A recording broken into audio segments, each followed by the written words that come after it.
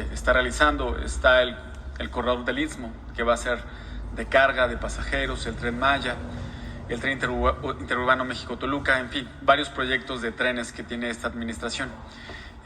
También se ha hablado de cómo se abandonó a la industria ferrocarrilera mexicana y cómo se vio afectada a partir de la privatización que ocurrió durante el gobierno de Ernesto Zedillo.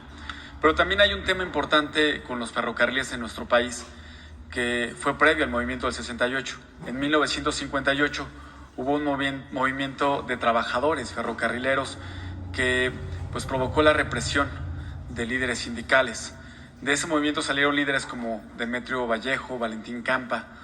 Preguntarle, presidente, ¿considera que el sistema ferrocarrilero empezó a ser abandonado, empezó a ser una punta que le lastimaba al gobierno desde el movimiento del 58 y por ello se abandonó a los ferrocarriles?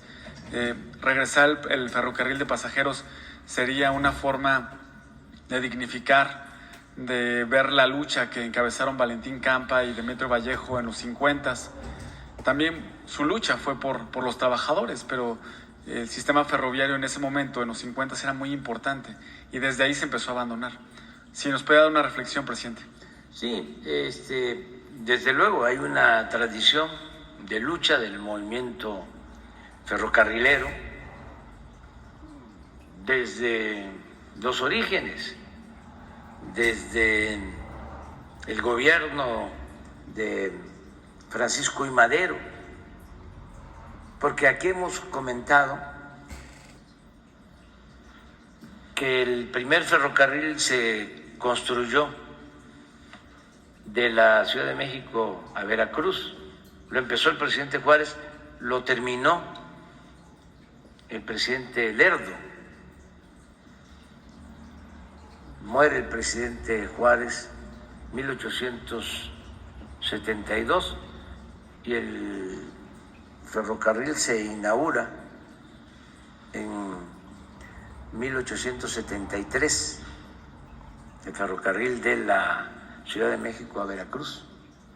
Es el primer ferrocarril. Y luego que toma el poder por la fuerza Porfirio Díaz en 1876, se inicia la construcción de nuevas vías de ferrocarril y se avanza mucho porque se dan concesiones a empresas extranjeras para la construcción de vías férreas. Se les llamaba en ese entonces a los subsidios subvenciones.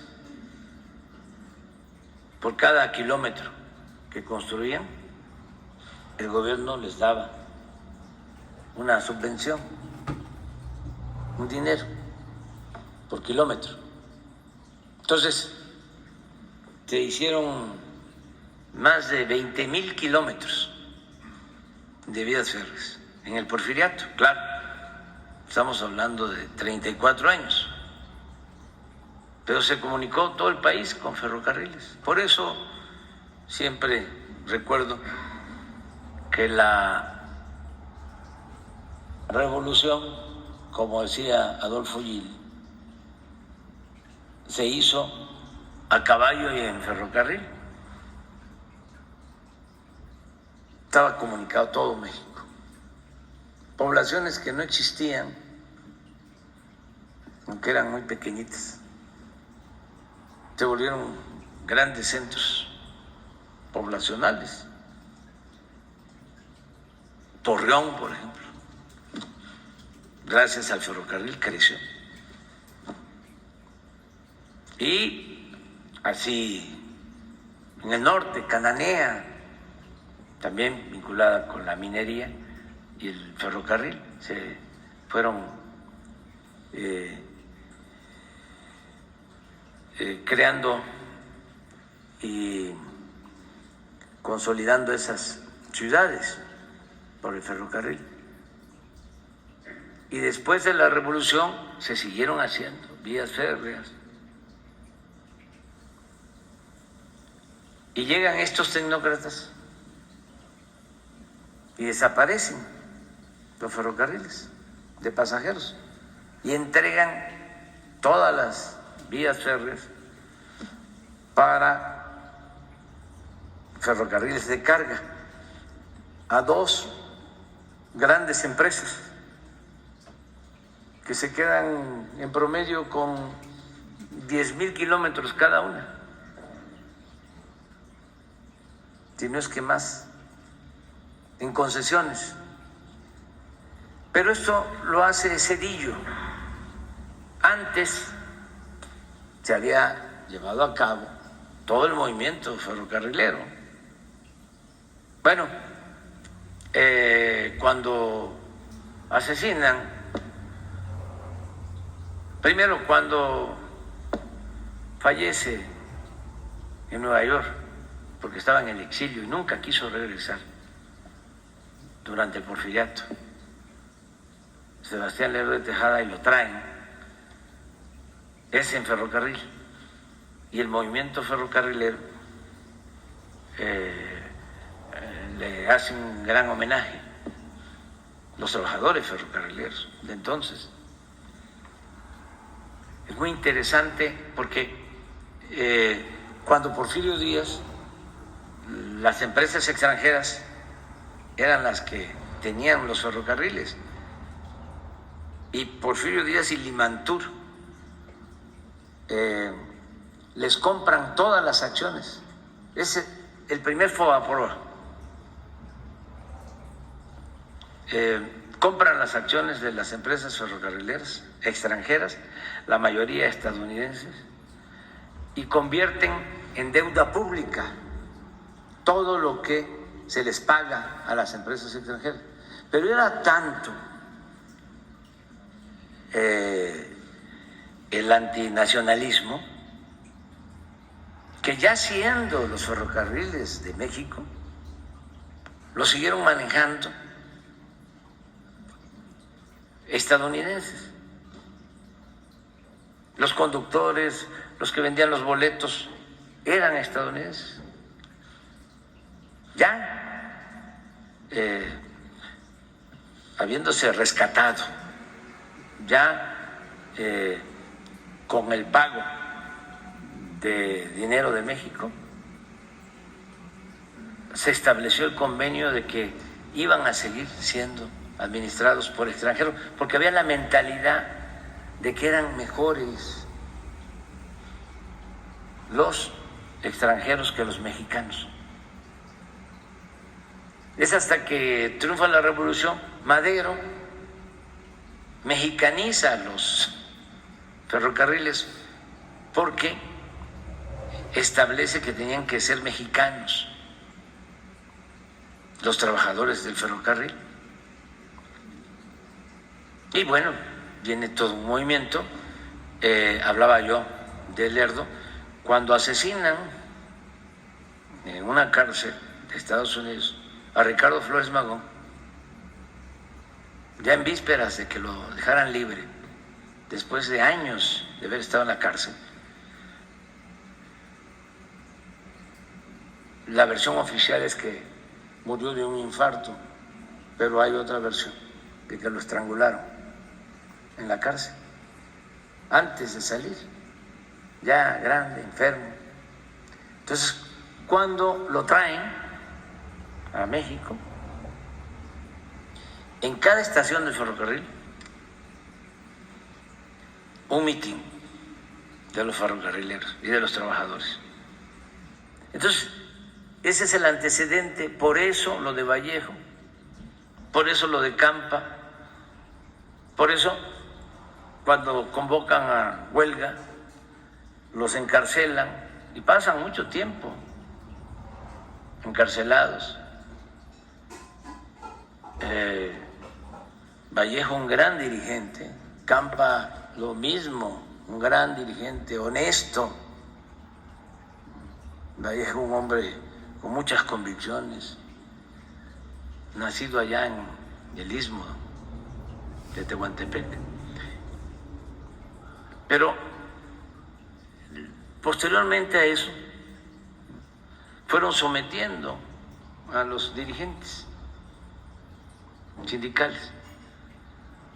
O sea que la causa de la privatización de los ferrocarriles no tuvo relación con eso. O influyó, pero no fue decisivo. Lo determinante es que querían entregar todos los bienes de la nación, los bienes del pueblo, a particulares. Imagínense entregarle a dos empresas toda esa infraestructura a cambio de nada, porque ni siquiera cumplen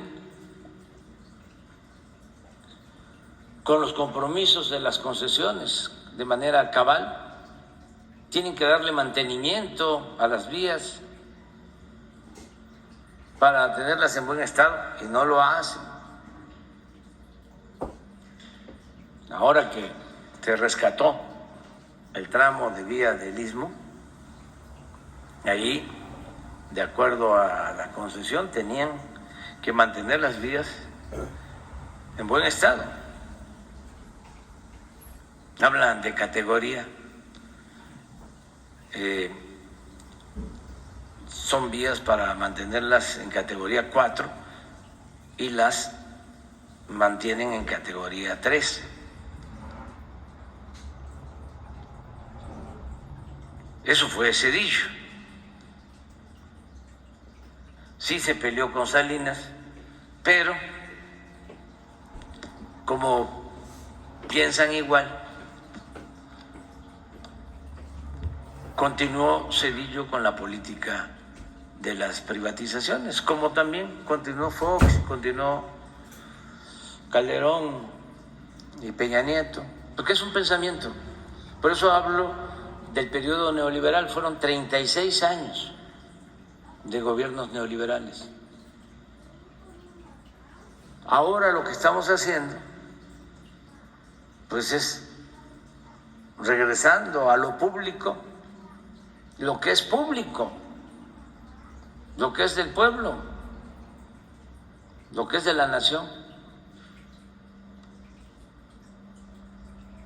Y estamos avanzando porque tengo el orgullo de que voy a ser el presidente de los últimos años que más kilómetros de vías férreas deje operando. Ya todo el sureste, desde el Istmo hasta la península, 2.500 kilómetros. Guatemala, hoy voy para allá, hoy voy a Tapachula y voy a sobrevolar toda la línea, desde la frontera hasta Ixtepec. Voy a pasar nada más por el puerto Chiapas, que se está rehabilitando. Ahí va a haber un centro de desarrollo, un polo de desarrollo en Puerto Chiapas. Ahí tenemos un vivero donde se producen muchísimas plantas para el programa Sembrando Vida, un vivero que está a cargo de la Secretaría de la Defensa, porque hay 200,000 sembradores en Chiapas del programa Sembrando Vida. No, son 200,000 hectáreas y sembradores son 80,000, para ser exactos, 80,000. Y por eso ese vivero. Y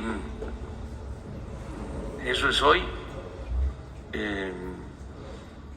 Mañana superviso las obras del puerto de Salina Cruz y todo el Istmo. Vamos a pasar a Ixtepec. Vamos a estar en Matías Romero, ahí era el centro del movimiento ferrocarrilero de Vallejo. Y vamos a terminar en Coatzacoalcos, vamos a ir a descansar a Coatzacoalcos y mañana, el domingo, tenemos reunión en el puerto de Coatzacoalcos, que se está también rehabilitando y estamos revisando los 10 polos de desarrollo.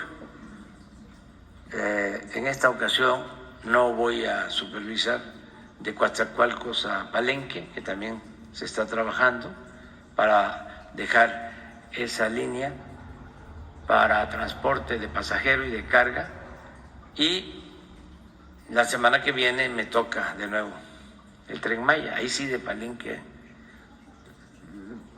En 3 días superviso sobrevuelo 1.550 kilómetros. Y ahí vamos avanzando. Y el día primero, ya la supervisión, 1 de septiembre, que es mi informe, que lo vamos a rendir en Campeche, vamos a hacer la supervisión ya, supervisión, no inauguración, en tren, de Campeche a Mérida, de Mérida a Chichén Itzá y de Chichén Itzá a Cancún, viernes y sábado, el 1 y el 2. Vamos a seguir construyendo las vías férreas y sí, todo esto pues llena de nostalgia y de sentimientos, ¿no? A los ferrocarrileros, a sus familiares, como lo de ayer, de Mexicana. Y así hay otros temas. Es que el neoliberalismo causó muchos daños. Despidieron a miles de trabajadores porque no les importaba la gente. Eran gobiernos que estaban al servicio de minorías, rapaces. Todo era negocios, business, corrupción. Y eso es lo que quieren, que regrese. Nada más que se van a quedar con las ganas. No se va a poder, porque ya la gente dijo basta y ya no quiere eso. Por más que mantengan su guerra sucia con los medios de manipulación, ya la gente está muy consciente, muy despierta, y aquí están los resultados. Imagínense, ¿por qué no pones lo de la desigualdad? Pon esta de desigualdad,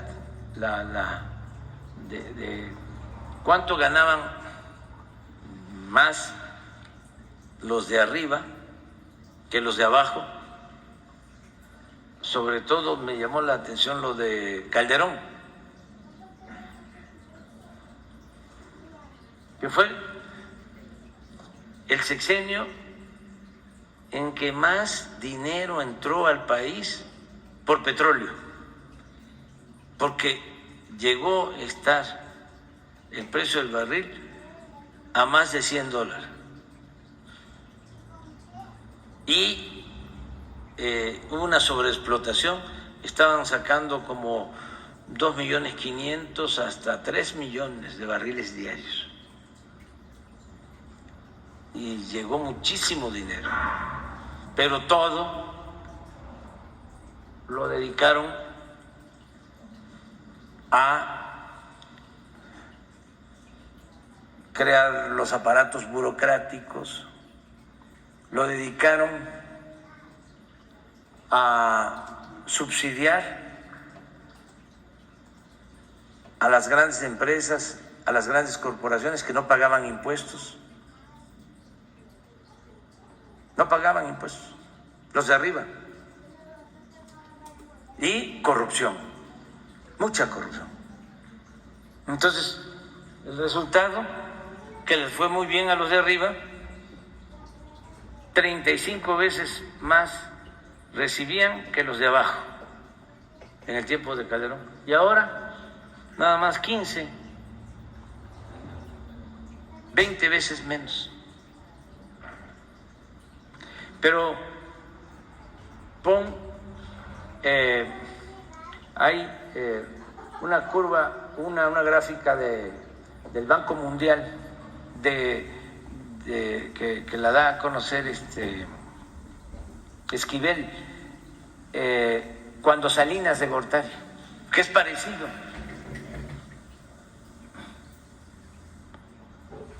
Incluso,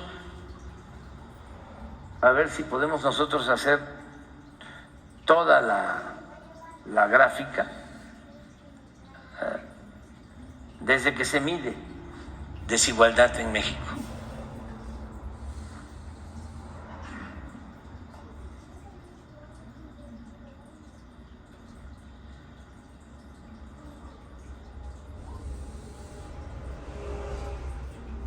Estoy seguro que estamos viviendo desde hace 40 años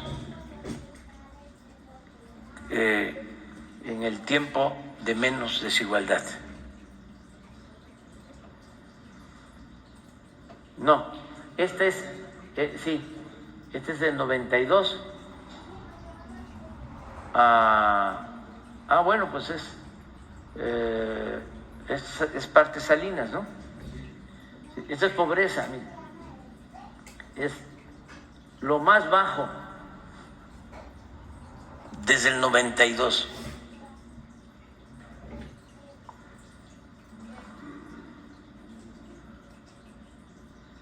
Y ahí está pobreza extrema, por lo que decía.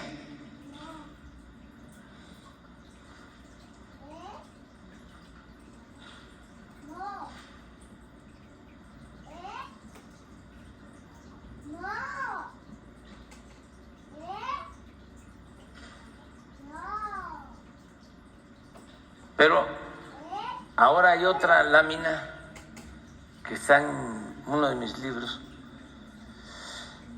sobre cómo en la época de Salinas es como muy parecido a lo de Calderón en desigualdad. Ahora lo van a ver. Esto del Banco Mundial y de otro organismo, sí, la OCDE. Miren,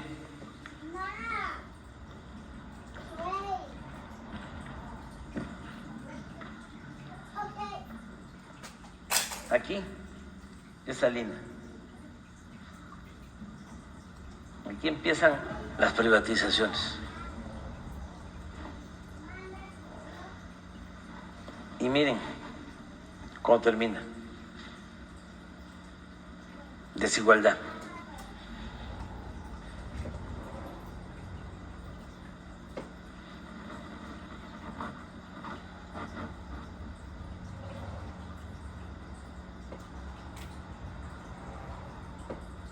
Y aquí de nuevo vuelve a levantar. Aquí es Calderón. Pero estoy seguro que nosotros hemos logrado una menor desigualdad. A ver si la tenemos toda la serie completa.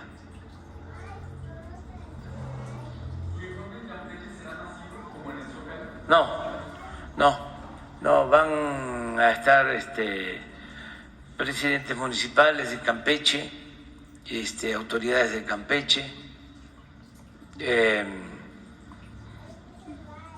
algunas personas de Campeche, básicamente los gobernadores del sureste sobre todo, y sí van a estar los miembros del gabinete, pero no mucha gente, no meeting, como a las 9, 10 de la mañana, no se tiene todavía la hora, pero terminando el informe, sí nos subimos al tren. Algunos, no todos. Y de ahí nos subimos al tren, ya nos vamos a Mérida. No, a Mérida.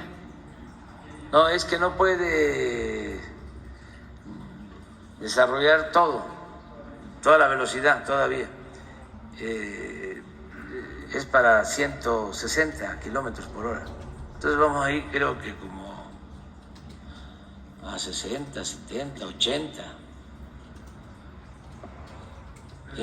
Imagínense que se descarrile ahí, aunque no nos pase nada, pues. Noticia mundial, o sea, sobre todo aquí, ¿no? Imagínense los gritos, y los gritos, ¿no? de Joaquín y de Ciro y López Dóriga, digo, ¿cómo se llama? Loret, ¿no? Esta noche en Hechos se descarriló el Tren Maya. No, despacio, ahí vamos, poco a poco. Pero sí, es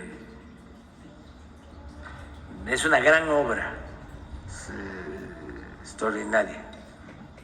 Entonces, despacio porque llevamos prisa.